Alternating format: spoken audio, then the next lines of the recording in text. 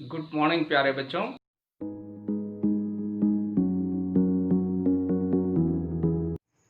बच्चों एक्सरसाइज 3.5 ले रहे हैं।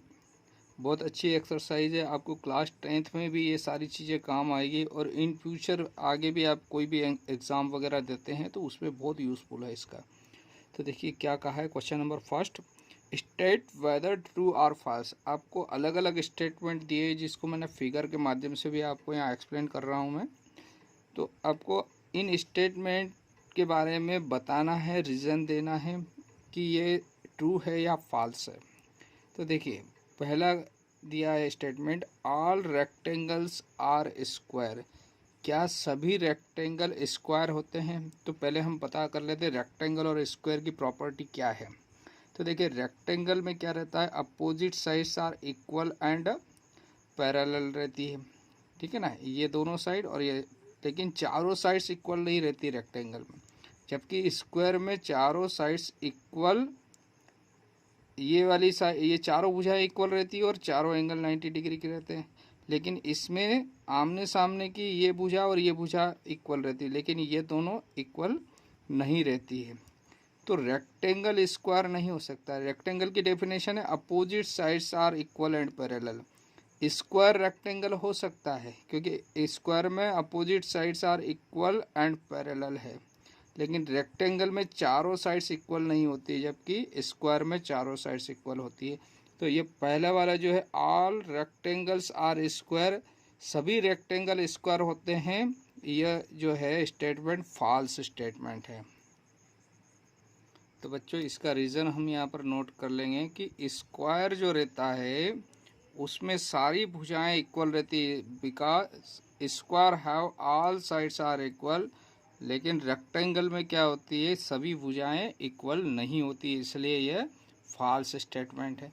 सेकंड वाला देखते हैं क्या कहा है, ऑल रोम्बस आर पैरेललोग्राम। तो हम रोम्बस की प्रॉपर्टी और पैरेललोग्राम की प्रॉपर्टी दोनों हमको मालूम होना चाहिए। तो पहले पैरेललोग्राम की प्रॉपर्टी पढ़ लेते हैं। तो पैरेललोग्राम क्या होता है कि इसमें जो ये पेयर्स रहते हैं, अपोजिट्स पेयर क्या होते हैं, इक्वल एंड पैरेलल होना चाहिए।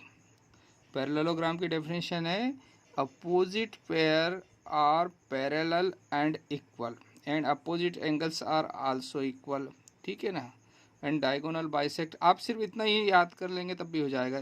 पैरेललोग्राम की डेफिनेशन है अपोजिट पेयर, ये दोनों लाइनें इक्वल और पैरेलल होना चाहिए, ये दोनों इक्वल और पैरेलल होना चाहिए। अब रोम्बस दिया है। रोम्बस किसे कहते हैं, जिसमें चारों साइड्स इक्वल रहती है और अपोजिट साइड्स क्या रहती है, ये भी पैरेलल, इक्वल और पैरेलल है, ये भी इक्वल और पैरेलल है। तो रोम्बस की जो कंडीशन है वो पैरेललोग्राम की कंडीशन को फुलफिल करती है। तो सारे रोम्बस क्या होते हैं, पैरेललोग्राम होते हैं। तो ये ट्रू हो गया। तो मैंने आपको यहाँ पर इनमें फिगर में भी ट्रू और फॉल्स के नाम से, तो यहाँ पर फॉल्स की एक्चुअल जो स्पेलिंग है FALAC है, हमने FLAC ये शॉर्ट फॉर्म में लिख दिया है ना। तो ये ट्रू है, तो इस फिगर को नाम मैंने ट्रू दे दिया आपका। तो आपका जो आंसर आएगा यहाँ पर इसका क्या आ जाएगा कि सारे रोम्बस पैरेललोग्राम होते हैं। यस, ये ट्रू है, ठीक है बच्चों। तो इसका और रीज़न भी लिख देते हैं हम यहाँ। तो बच्चों यहाँ पर हमने क्या लिख दिया इसका reason, since in rhombus, rhombus में क्या होता है, opposite sides are equal and parallel है, ये अपोजिट साइड्स इक्वल और पैरेलल है, तो ये पैरेललोग्राम हो गया बच्चों। पैरेललोग्राम को क्या प्रॉपर्टी है, पैरेललोग्राम की कंडीशन क्या है कि अपोजिट साइड्स और इक्वल और पैरेलल होता है। तो रोम्बस में चारों साइड्स इक्वल रहती है और अपोजिट साइड्स इक्वल और पैरेलल भी है, इसलिए यह पैरेललोग्राम है। नेक्स्ट है इसका सी वाला, देखिए बच्चों क्या कहा है सी में, all square are rhombus and also rectangle. तो देखिए रोम्बस और रेक्टेंगल किसे कहते हैं, तो रोम्बस की कंडीशन होती है कि चारों भुजाएं इक्वल होना चाहिए। रोम्बस के लिए क्या कंडीशन है, चारों साइड्स इक्वल होना चाहिए और दूसरा क्या है, पैरेलल होना चाहिए अपोजिट साइड्स। तो इक्वल एंड पैरेलल है बच्चों, और डायगोनल इसके क्या करना चाहिए, 90 डिग्री पे बाइसेक्ट करना चाहिए। तो रोम्बस की सारी कंडीशन को स्क्वायर फुलफिल करता है। कैसे, रोम्बस में क्या होना चाहिए, चारों भुजाएं बराबर होना चाहिए, तो स्क्वायर में भी चारों भुजाएं बराबर है। दूसरा, रोम्बस में क्या होना चाहिए, डायगोनल एक दूसरे को 90 डिग्री पे बाइसेक्ट करना चाहिए, तो स्क्वायर में भी 90 डिग्री पे बाइसेक्ट कर रहे हैं, तो सारे स्क्वायर रोम्बस होते हैं, ये हमें पता चल गया।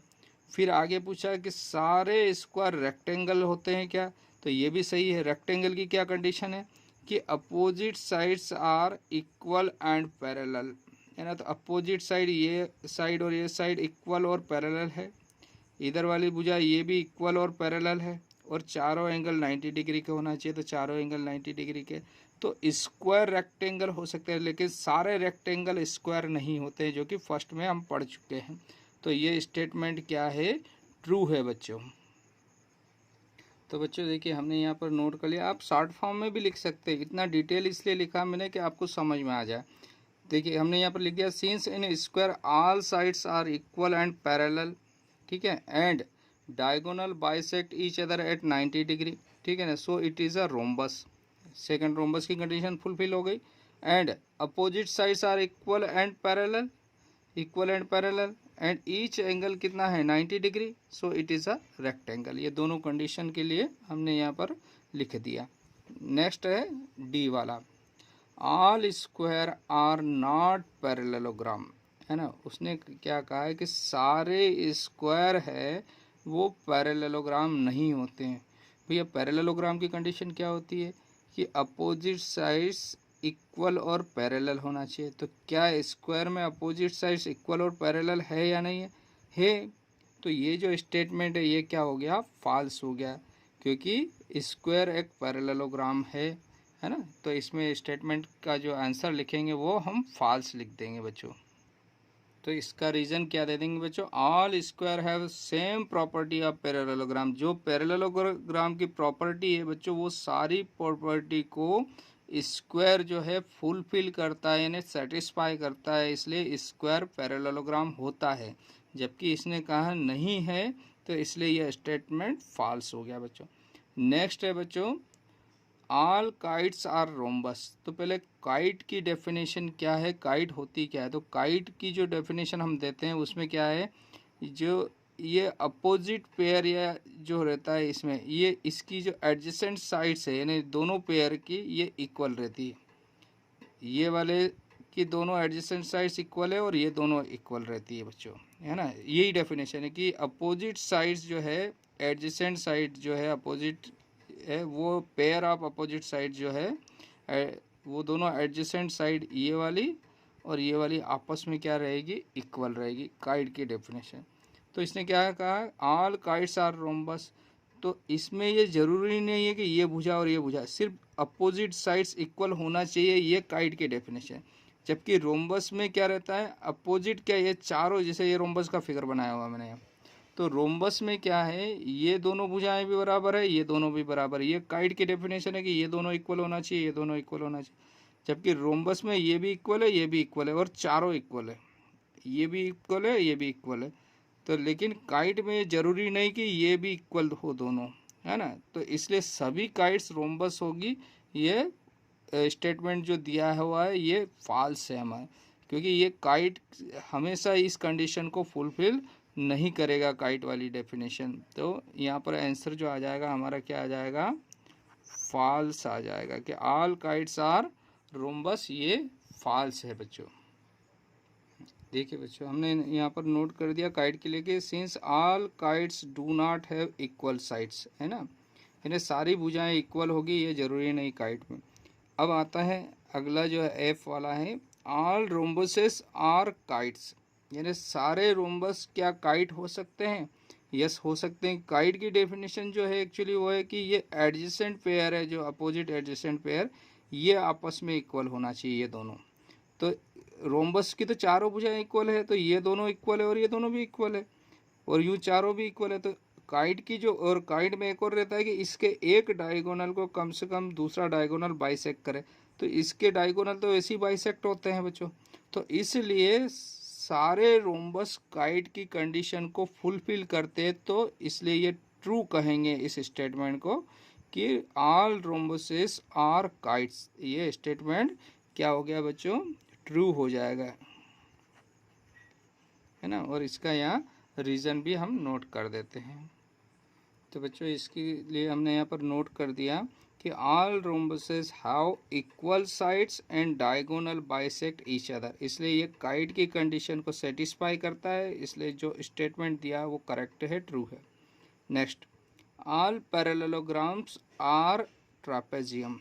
तो देखिए पैरेललोग्राम हम जानते हैं कि opposite sides are equal and parallel होती है, और ट्रेपेजियम की कंडीशन क्या है, ट्रेपेजियम की डेफिनेशन देखिए हमने पहले भी बताई है। ट्रेपेजियम में सिर्फ ये कहता है कि वन पेयर क्या होता है, पैरेलल होता है।